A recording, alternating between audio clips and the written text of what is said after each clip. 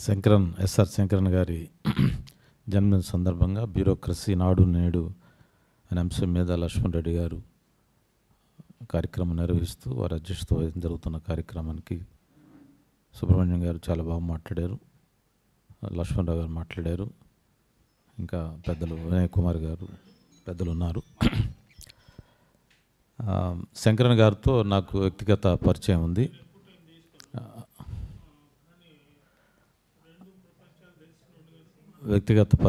నాకు. నేను వారిని 95, 94 ఆ ప్రాంతం నుంచి కలుస్తూ ఉండేవాడిని. సోమాజీ కూడా ఇంట్లో కలిసిన పరిచయాలు ఉన్నాయి. ఆయన దగ్గర భోజనం చేయటం, టీ తాగడం, కాఫీ తాగడం అలాంటి పరిచయాలు కూడా ఉన్నాయి నాకు. అయితే నాకున్న గుడ్ మెమరీ ఏంటంటే, నేను మంత్రి అయిన ఒక 3 నెలలకి సుమారు 3-4 నెలల లోపే 3 months ఉంటుంది. సడన్గా ఒకరోజు నాకు కన్నాభిరాన్ గారు ఫోన్ చేశాడు. కన్నాభిరాన్ గారు ఫోన్ చేసి, అరే ఎక్కడున్నావు అన్నాడు. నేను సెక్రటరియట్లో ఉన్నానండి అన్నాను. అంటే ప్రొద్దున్నే మా ఇంటికి బ్రేక్ఫాస్ట్కి రావాలి నువ్వు అన్నాడు. అనగా నేను ప్రొద్దున్నే 8-8:30 కల్లా వాళ్ళ ఇంటికి బ్రేక్ఫాస్ట్కి వెళ్ళాను, కన్నాభిరాన్ గారి ఇంటికి. ఎలాగైనా శంకరన్ గారు కూర్చొని ఉన్నాడు. శంకరన్ గారు ఆయన కూర్చొన్నాడు, కన్నాభిరాన్ గారి వైఫ్ కూర్చొన్నది. వాళ్ళంతా వైఫ్ వెళ్ళి కాఫీ అవి తెస్తూ ఉంది. మేము ముగ్గురు మాట్లాడుకున్న దాంట్లో వాళ్ళిద్దరు నాకు చెప్పిన సందేశం ఏంటంటే, నువ్వు బాగా చేస్తున్నావు, నిన్ను అబ్జర్వ్ చేస్తున్నాం మేము, నువ్వు గత 2-3 రోజులుగా మాట్లాడుతున్న విషయాల్ని, ఎడ్యుకేషన్ డిపార్ట్మెంట్ని రివ్యూ చేస్తున్న విధానాన్ని అబ్జర్వ్ చేశాం మేము. నువ్వు నా రిక్వెస్ట్, నా ఆర్డర్ అనుకో, నువ్వు ఎప్పుడు ఏ పని చేసినా ఏది మాట్లాడినా రాజ్యాంగాన్ని దృష్టిలో పెట్టుకొని మాట్లాడు. కాన్స్టిట్యూషనల్ ఇంటర్ప్రిటేషన్లోనే నీ లాంగ్వేజ్ అండ్ నీ ఆర్డర్స్ ఉండాలి. Constitution is very precious document, దాన్ని నెగ్లెక్ట్ చేస్తున్నారు. నువ్వు ఒక్కడే తెలిసినవాడు ఉన్న క్యాబినెట్లో, అందులో ఎడ్యుకేషన్లో ఉన్నావు కాబట్టి నువ్వు దాన్ని చేయమన్నాడు. అప్పుడు ఇంకా శంకరన్ గారు దాని గురించి కాన్స్టిట్యూషన్లోని ఎడ్యుకేషన్కి సంబంధించి ఏమున్నాయి, ఎట్లా చేయొచ్చు, ఏంటి వెల్ఫేర్ ఏంటి, ఆయన మేము చిట్ చాట్ ఒక దాదాపు 10 గంటల దాకా మాట్లాడుకున్నాం. ఆ తర్వాత నేను వెళ్ళిపోయాను. తర్వాత ఇంకా 2-3 సందర్భాల్లో చాలాసార్లు శంకరన్ గారితో కలుసుకున్నాం. ఆ తర్వాత ఇంకేయో విషయాలు చేద్దాం అనుకున్న టైంలో శంకరన్ గారు వినిపోవటం, తర్వాత మాకు కూడా గవర్నమెంట్లో రాజశేఖర రెడ్డి గారు పోవటం, గత షేకింగ్ ఆఫ్ ఇష్యూస్ వచ్చాయి. అయితే ఇంకొక మంచి మెమరీ ఏంటంటే, నేను మంత్రిగా ఉన్నప్పుడే వాళ్ళందరూ వరుసగా చనిపోయారు ప్రముఖులంతా.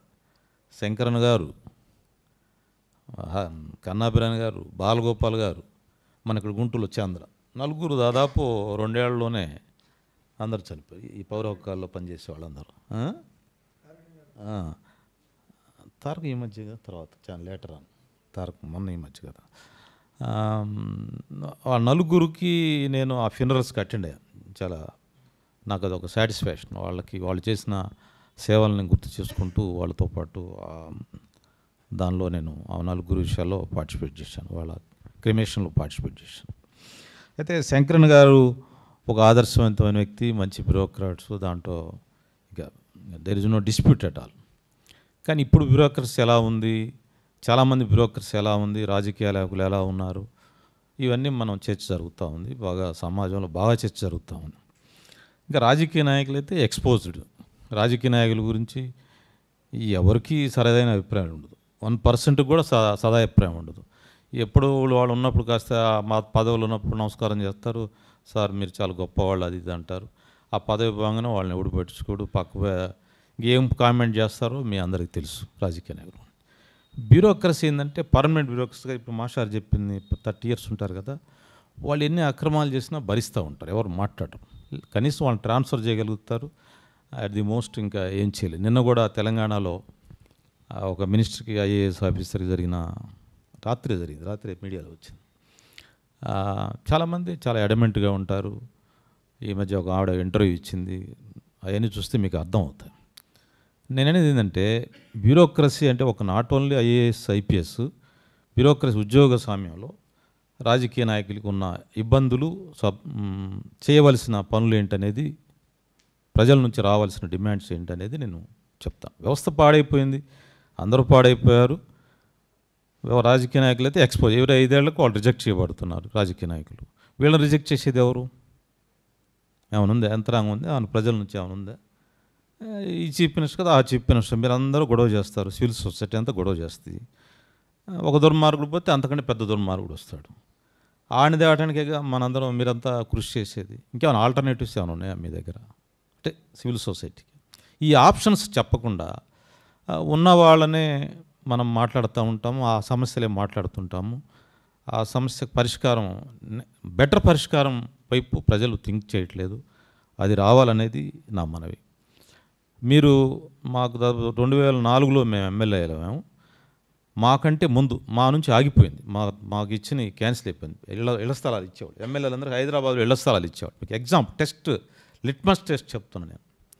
ఎమ్మెల్యేలు గెలిచిన వాళ్ళందరికీ ఇళ్ల స్థలాలు ఇస్తుంటారు. మంచి జూబ్లీ హిల్స్, ప్రైమ్ ఏరియాలు ఇస్తూ ఉంటారు. మా బ్యాచ్కి వచ్చేసరికి అవి కోర్టులో కొట్టివేయటం వల్ల మాకు రాలేదు. అంతకుముందు జరిగిన ఇళ్ల స్థలాలు, గత 50 ఏళ్ళుగా 70 ఏళ్ళుగా జరిగిన ఇళ్ల స్థలాలు, ఎమ్మెల్యేలు కేటాయించిన ఇళ్ల స్థలాలు అన్నీ కూడా దాదాపు 80% అమ్ముకున్నారు ఎమ్మెల్యేలు. అవి కొన్నది ఎవరో తెలుసా? ఐఏఎస్, ఐపీఎస్, పోలీసు ఆఫీసర్లు, వీళ్ళే కొన్నది. అంటే ఎమ్మెల్యేలు మళ్ళీ ఎన్నికల్లో పోవాలంటే అవి అమ్ముకుంటారు. ఆ డబ్బు తెచ్చి ఎన్నికల్లో పెట్టి గెలిస్తే సరే ఇంకో దగ్గర ఎక్కడో కొనుక్కుంటారు, అది వేరే అంశం. కానీ వాడు స్పెండ్ చేస్తున్నాడు. 5 ఏళ్ళకు ఒకసారి పోరాటం చేయాలి. ఈ బ్యూరోక్రసీ నీకు చాలా ప్రాంతాల్లో, నీకు బంజారాహిల్స్, జూబ్లీ హిల్స్, ఎమ్మెల్యే కాలనీసీలు చూడండి, దాదాపు మన రాష్ట్రంలో ఉన్న డిఎస్పీ, సర్కిల్ ఇన్స్పెక్టర్లు, తెలంగాణ ఏరియా, తెలంగాణ నక్సలైట్ల ఏరియాలో పనిచేసిన సిఐలకు కూడా పెద్ద పెద్ద ఇళ్ళు ఉంటాయి. ఆ ఇళ్ళు చూసి మీరు భయపడతారు. అంటే నక్సలైట్ల ఏరియా పనిచేయటం అనేది ఒక డబ్బు సంపాదనలో ఒక భాగం. అది ఆ పేరు మీద ఏదైనా చేయొచ్చు, ఎవరినైనా బెదిరించవచ్చు. Plundering of money. ఆ విధంగా ఆ నక్సలైట్ల ఏరియా పనిచేసిన చిన్న చిన్న అధికారులు కోటలు, మీకు జూబ్లీస్, బంజారాహిల్స్ కోటలు కట్టారు.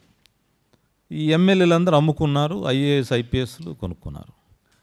మరి కరప్షన్లో ఎవరు ముందంటారు?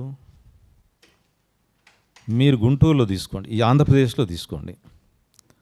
ఆంధ్రప్రదేశ్లో ఐఏఎస్ ఆఫీసర్లో నేను ఒకళ్ళిద్దరు ఏమన్నా మీరేమన్నా చెప్తే వింటే కానీ నేను చెప్తున్నాను. IAS, IPS top rank bureaucracy పేర్లు అనొచ్చు, టాప్ ర్యాంక్. ఎవరు కూడా 500 కోట్లు తక్కువ లేరు ఎవరు.